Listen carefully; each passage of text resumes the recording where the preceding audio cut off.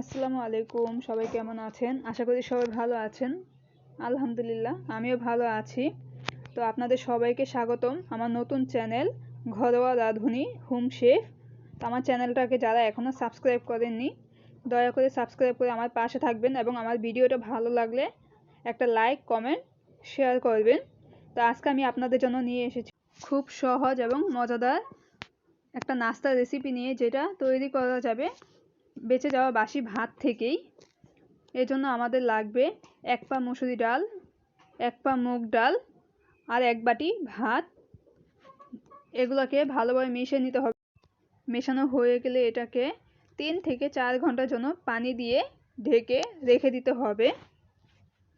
3-4 ঘন্টা পরে এটাকে ভালোভাবে ব্লেন্ডারে ব্লেন্ড করে নিতে হবে, অথবা পাটায়ও বেটে নেওয়া যাবে।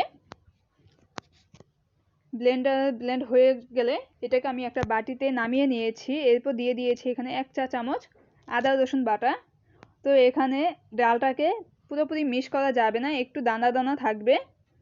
এরপর দিয়ে দিতে হবে একটা পেঁয়াজ কুচি, 3 থেকে 4টা কাঁচামরিচ কুচি আর স্বাদ মতো লবণ, এখানে বিট লবণ ব্যবহার করা হয়েছে। আর দিয়ে দিতে হবে ধনে পাতা কুচি। এগুলো সব দেওয়া হয়ে গেলে খুব ভালোভাবে হাত দিয়ে মেখে নিতে হবে।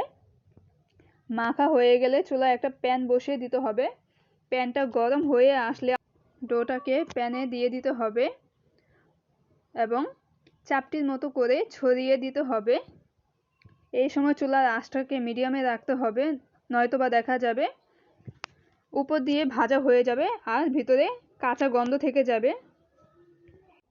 তাই সময় নিয়ে এটাকে ভাজতে হবে। তো আপনারা দেখতেই পাচ্ছেন, প্রথমে আমি এক পিঠ ভেজে নিয়েছি। যখন হালকা লাল হয়ে আসবে তখন এটাকে উল্টিয়ে আরেক পিঠ ভেজে নিতে হবে। যখনই 2 পিঠ দেখা যাবে খুব ভালোভাবে লাল হয়ে গিয়েছে তখন এটাকে চুলা থেকে নামিয়ে নিতে হবে। এভাবে করে সবগুলো ভালোভাবে ভেজে নিতে হবে। আর ভাজা হয়ে গেলে আমাদের নাস্তাটা তৈরি। আশা করি আপনারাও এটা বাসায় বানিয়ে দেখবেন আর কেমন হয়েছে অবশ্যই আমাকে কমেন্টসে জানাবেন। তো আমার ভিডিওটা যদি আপনাদের ভালো লাগে তাহলে অবশ্যই আরেকবার বলছি, আমার ভিডিওটাকে লাইক কমেন্ট আর বেশি বেশি শেয়ার করবেন। আরও এমন নতুন নতুন আরও ভিডিও পেতে আমার চ্যানেলটাকে সাবস্ক্রাইব করে পাশে থাকবেন। ধন্যবাদ সবাইকে।